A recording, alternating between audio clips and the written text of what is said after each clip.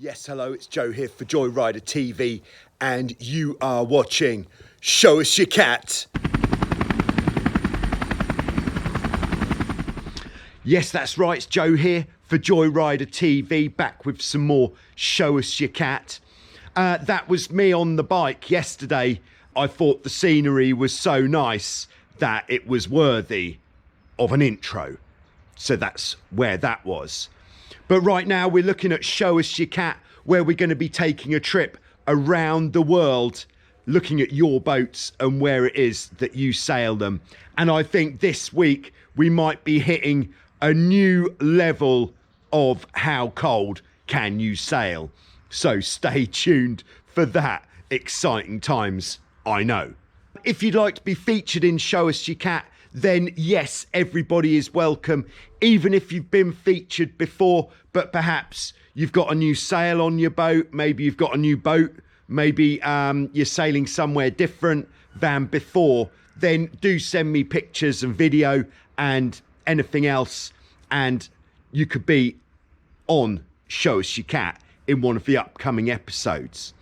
If you've already sent pictures or video in for Show Us Your Cat and you haven't yet been featured, don't worry, you will be featured, but as I've said before, I'm just featuring the boats in order of which they came in. Sounds about right. Let's dive in and take a look at what we're looking at in this week's Show Us Your Cat on Joyrider TV. Oh yes. So we're starting off this week in the UK. We're heading to Devon, which is in the southwest, to Plymouth Sound, where we have Steve and Atan, and these guys have got a 2005 Hobie Dragoon Extreme. The Dragoon is a 13-foot Hobie designed originally for two kids to sail on together, but in this situation Steve is showing Atan the ropes of how to become a great cat sailor, and the Dragoon is an excellent choice for that. They bought the boat last January. It came with a virtually new set of square top sails, which we can see in the pictures here, and I think you'll agree she's looking sweet. They've called the Dragoon Hoo-Poo, named after a bird which has a crazy head of hair, which Steve says is quite often how they end up after a good sail. Every time they go sailing, they sail past the Mayflower Steps, which is where the Mayflower and sister ship Speedwell set sail to America some 400 years ago. Plymouth is a very historic naval city. They frequently blast around the bay and over to a local Cornish fishing village called Kingsland, where they beach the boat. Steve has a beer, no beer for Atan, he's only 10, and perhaps even some cheesy chips, and then they sail back. This sounds like a very good day out. Atan is just learning to trapeze, and unfortunately since buying the boat they haven't had so much time to sail it due to COVID lockdowns or just grim weather, either too cold, too windy, or both, but they do get out whenever they can. Steve is no stranger to cat sailing. This is the third boat that he's had. Before he had a Hobie 16, then he had a Hobie Tiger, but they did feel that the Tiger was too much of a handful for the 10-year-old. But they are aiming, after a couple of years of having the Dragoon, to get hold of a 16 so they can gradually work their way back up through the Hobie range. So thanks very much, Steve and Atan, for sending us those pictures. I hope that the weather and the lockdown situation improves soon so that you guys can get out there again and give it some juice, perhaps even the beans. Okay, next we are heading to Canada, to Lake Notre Dame in Wentworth, North Quebec, where we have Ian. Ian has got a Prindle 16, which is pictured here with a track 16 sail on it, which to me looks like it fits extremely well. So if you are missing a sail for your Prindle 16 and there is a track 16 sail available, worth a look. Now on the lake there, it gets up to -40 degrees Celsius with the wind chill. So it's definitely a good benchmark to know how far you need to go to protect your boat. Ian uses a tarp, which is 16 by 20 feet, built by Everbuilt, heavy duty, and this protects his boat very nicely. So while the Prindle is hibernating for the winter, Ian has got a Cape Cod Frosty. Yes, it's another monohull. This was designed in 1984 by Thomas Leach, who was the harbour master from Harwich, Massachusetts.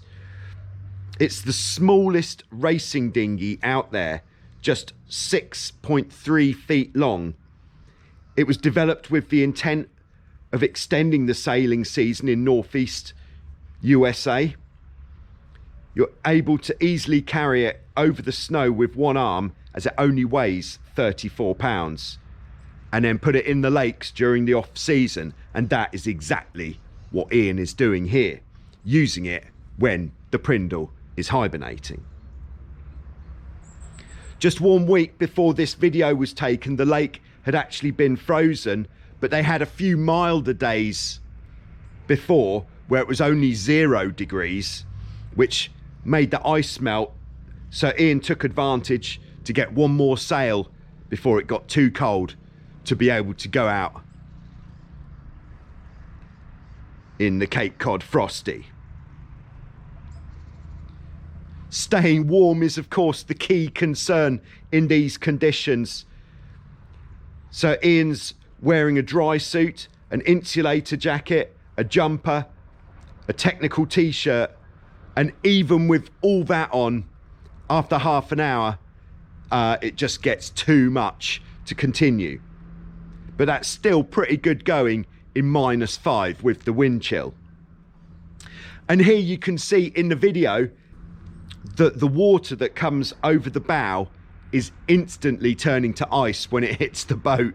Now that is cold. 12 days later on from that video, the lake was frozen solid, so Ian went what's known as hard water sailing on his DN ice boat. Here it's around -12 with between 5 and 10 knots of wind. And this DN ice boat will do about 3 times the speed of the wind, so it's very, very quick indeed. And Ian did ask, is it possible to get the ice boat on the speed stick? And I think we could do a speed stick just for ice boats, but not on the general speed stick because it wouldn't give anybody else a chance. But thanks very much, Ian, for sending us those videos and pictures of what you're getting up to there